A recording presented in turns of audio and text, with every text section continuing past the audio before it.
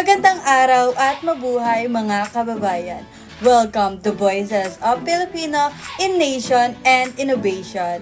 I am Angie Indus Reyes and I'm with And I'm Agnes Spirit at samahan niyo kami ngayon to embark a exciting journey para tukusin ang puso ng pagka-Pilipino and how it involves connecting the timeless wisdom of our Filipino hero, Jose Rizal, with exciting realities of digital world. So ako panginintay mo. Tara na!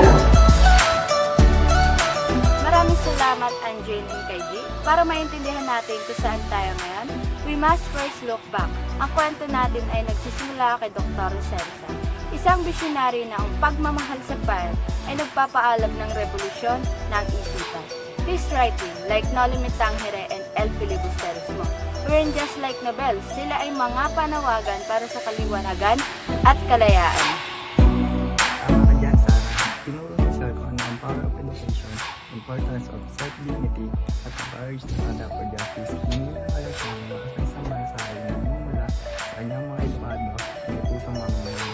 These teachings are still so relevant, especially for us youth. So Tama. Sabi nga ni Rizal, ang hindi marunong lumingon sa pinanggalingan ay hindi makararating sa paroroonan. This reminds us that our past is our foundation. At dahil dyan, let's talk about naman tungkol sa ating core values. In terms of Filipino core values naman everyone, our identity as a bayan type stays woven with unique values. Isipin nyo bayanihan iyan. Ang diwa ng pagtutulungan, ipinapakita lang nito kung paano tayo tumutulong sa kapwa natin ng walang hinihingi or ini-expect na kapalit. Ang mano po tanda ng ating paggalang sa mga nakakatanda. These aren't just old tradition. Ipinapasa ito mula sa ating mga lolas and lolas na naturo sa bahay at nakikita sa pang-araw-araw nating interaksyon sa tao. Ito ang tunay na diwa ng pagiging Pilipino. Beyond adapting, ang mga Pilipino ngayon ay aktibong nag-iimbento at lumilikha gamit ang technology, harnessing digital tools para sa creativity, business, at global connectivity. Ginagamit natin ang digital tools para maipakita natin ang ating creativity, makabuild ng business, at kumonekta sa buong mundo. Tama ka dyan. Mula sa mga batang Pilipino, technology entrepreneur, pagagawa ng apps na nagsosolve ng local problems, hanggang sa mga content creators na pinakilala ang ating vibrant culture sa TikTok at YouTube. We're making our mark globally. Bansa talaga tayo ng mga inventor.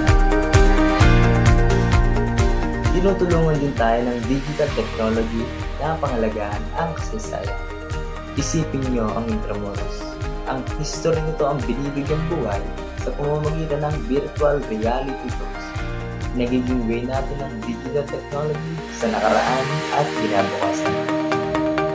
Ang pananaw ni Rizal sa edukadong mamamayan ay napapanahon pa rin sa digital age, critical thinking, responsible online behavior, at gamitin ng plataforma para sa pagbabago, matutulong likha, at ipagmalaki ang voices of the Filipino.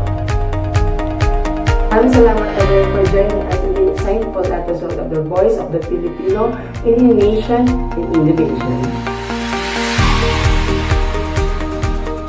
We hope you feel more connected to our rich culture and inspired by the Filipino spirit.